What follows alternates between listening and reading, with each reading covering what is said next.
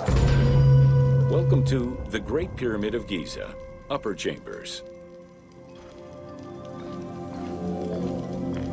At the entrance of the ascending passage are 3 granite flagstones estimated to weigh up to 25 tons each. They were used to protect the Great Pyramid from thieves. Undaunted by the granite blocks, the thieves simply dug into the softer limestone around them, thus creating the robber's entrance.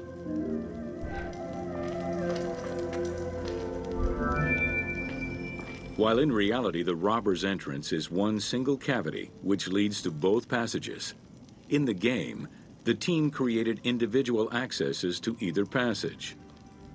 As such, in the game, one entrance leads to the ascending passage, while another leads to the descending passage.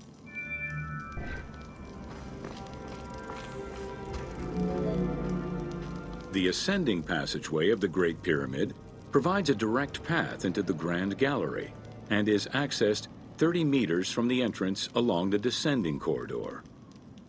Both corridors have similar dimensions and are designed with the same 26-degree incline.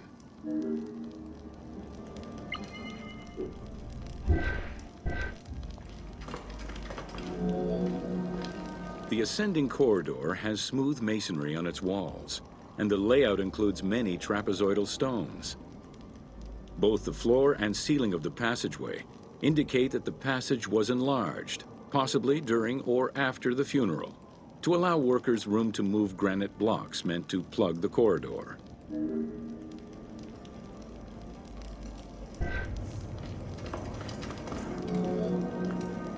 The Grand Gallery's purpose is still debated among experts. It may have been intended to align with the stars, act as a buffer to protect the king's chamber, or simply to facilitate the transport of the granite blocks used inside the pyramid. Access to the queen's chamber was at the beginning of the Grand Gallery.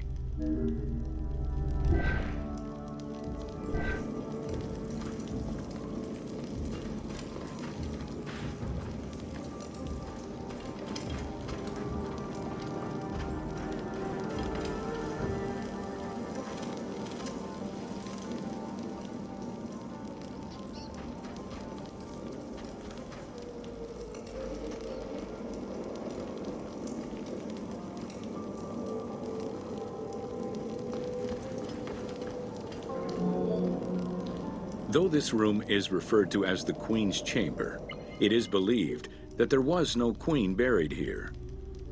Based on their knowledge of earlier pyramids, Egyptologists believe it was more likely intended as the king's serdab, a chamber meant to contain the Ka statue, which would in turn house the king's spirit.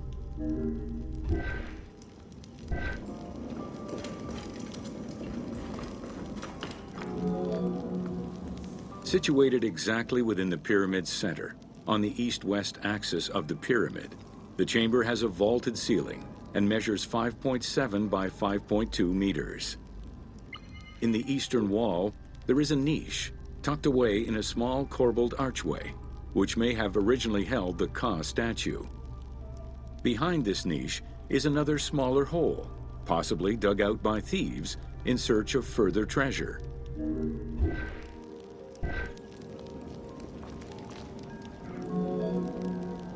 In the 19th century, 2 shafts were found running through the north and south walls.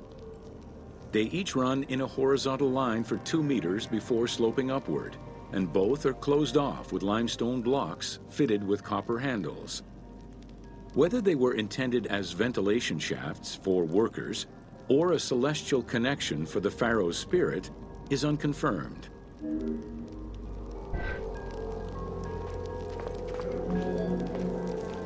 A recent scan of the room indicated the presence of an unknown cavity hidden behind the north face of the walls over the descending corridor. Further investigation is still ongoing to ascertain the nature of the anomaly, so as to avoid risking damage to the monument.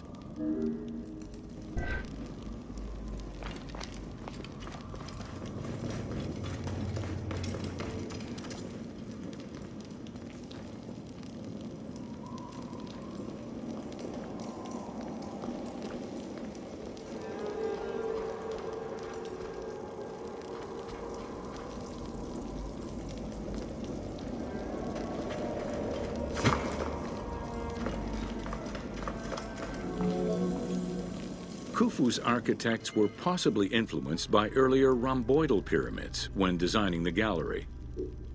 It is the longest corbelled vault ever built, measuring 47 meters long and 8.6 meters high. The walls were made to taper inward, allowing for better distribution of weight. As a result, the ceiling measures just over a meter wide at its highest point.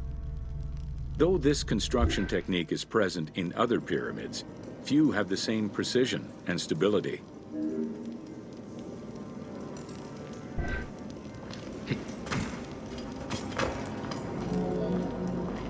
While the space is visually dramatic, the gallery seemed to serve a practical function, though what exactly remains uncertain. Still, the wall design was undoubtedly meant to contribute to the stability of the structure, and its floor may have helped workers move the materials. A channel runs along the middle of the room. A movable floor originally rested in this central recess. The raised benches on either side are equipped with slots that may have been used to help position the granite blocking stones.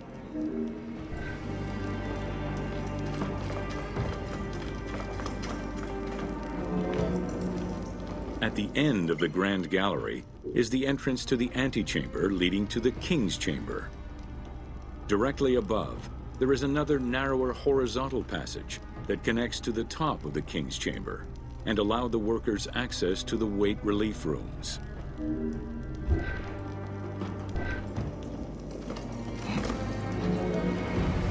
The far end of the Grand Gallery leads to a small antechamber with a portcullis, preventing access to the King's Chamber. The portcullis was composed of 3 separate granite slabs. They were designed to be lowered into place and seal the chamber after the burial of the king.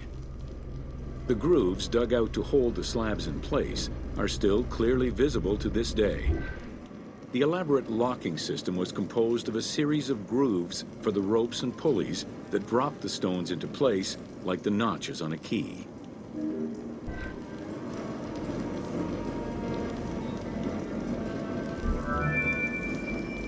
For the purposes of the game, the team elected to remove the portcullis slabs in order to grant the player access. The King's Chamber is built entirely out of red granite. The King's Chamber measures 5.8 meters in height.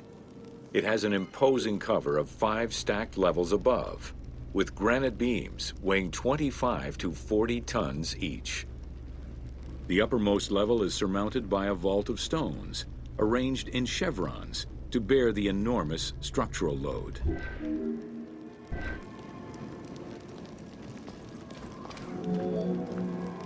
As in the Queen's Chamber, 2 shafts extend out from the room towards the north and south faces of the pyramid.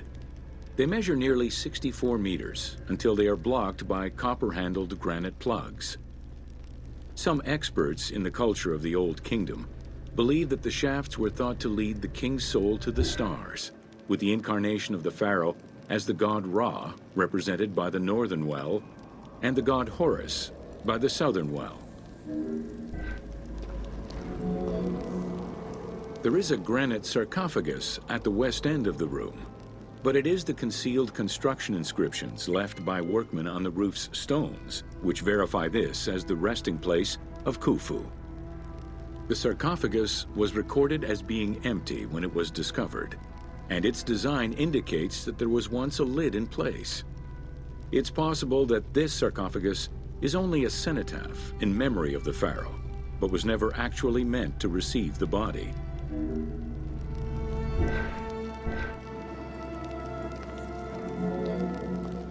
Khufu's mummy was never found.